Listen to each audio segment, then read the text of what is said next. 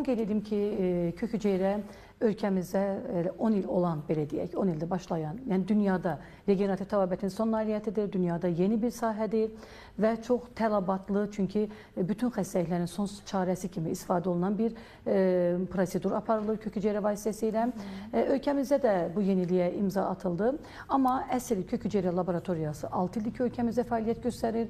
Daha öncə kök hüceyrə yaranandan ölkəmizdə tətbiq olunanda qarın piyindən liposaksiya vasitəsilə piy alınması, əməliyyat olunması və sadəcə 30 dəqiqə sentrifugada fırlanaraq 200 milyon civarında hüceyrə pasiyentə köçürülməsi ilə kök hüceyrə ölkəmizdə başladı və çox böyük yanlış idi bu əslində kök hüceyrədə. Buna görə də çox böyük mənfi rəylər var buna qarşı, insanların pis nəticələri var həqiqətən də. Amma mən qarın piyindən alınan. Bəli, qarın piyindən alınan. Çünki xəstə dizi ağrıyırsa və yaxud biraz gözəlləşmək istəyirsə, gedib mütləq liposaksiya əməliyyatı olmalı idi.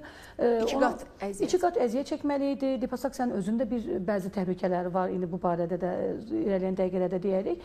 Yəni həm əziyyət çəkirdi, həm də istədiyi nəticəni əldə edə bilmirdi. 200 min hüceyrə ilə sadəcə xəstə 6 ay, 1 il o nəticəni əldə edə bilər. Amma ölkəmizdə hansı ki 6 il öncə laboratoriya yaranıldı, sırf mezenximal kök hüceyrənin, yəni dünyada da ən mükəmməli budur ki, yeni doğulan uşağın göbək bağının Vartonjen hüceyrəsidir. Ən kiçik hüceyrədən alınır, ən gənc hüceyrədən aldığına görə bölmə böyümə sürətidir. Siz təsvir edin ki, biz ən az 30 milyon hüceyrə köçürük pasiyentə. O da estetik kosmetologiyada.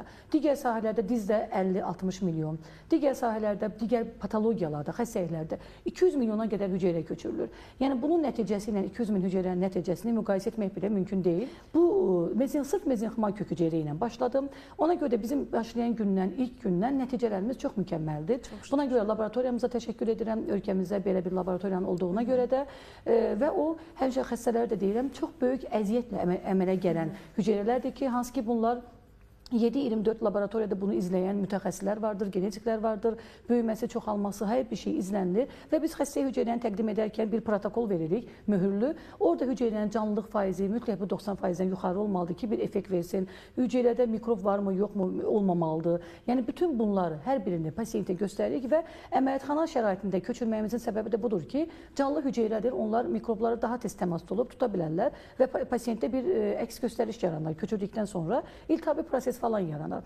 Ona görə də tam şəkildə verdiyimiz hüceyrə sertifikatlı əminliklə laboratoriyama da güvənirəm, öz təhsilimə dayanaraq da və mən aldığım təhsilə əsasən kök hüceyrənin nəinki estetik kosmetologiyada bütün orqan və toxumaların patologiyalarında köçürmək üçün sənətim, diplomum da olduğuna görə tam rahatlıqla bunu edirik və çox ağır, mən bu sahəyə gələndən sonra daha ağır xəstələrlə üzləşdik. Çünki çox ağır buna ehtiyacı olan, yəni minlərlə xəstələr vardır ki, heç bir sağalması mümkün olmayan, ömür boyu hormonal preparatlarla mücadilə aparan və yenə də tam nəticəni əldə etməyən xəstəliklərdir ki, revmatizmdir, Parkinson xəstəlikləridir, autoimmun xəstəliklərdir, MS xəstəlikləridir.